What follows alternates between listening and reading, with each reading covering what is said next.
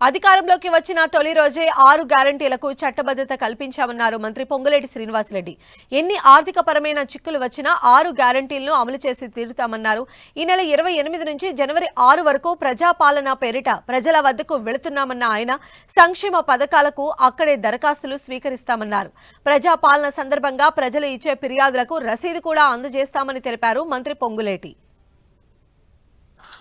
ఈ హామీలకి ఆర్థిక పరమైన అంశాలు అనేకమైన ఉన్నా అనేక ఒడదొడుగులు వచ్చినా ఎట్టి పరిస్థితుల్లో మనసుంటే మార్గం ఉంటది అనే విధంగా ఈ 6 గ్యారంటీలు ఇవ్వాలన్నదే కాంగ్రెస్ పార్టీ ఇందిరమ్మ రాజ్యం యొక్క లక్ష్యం.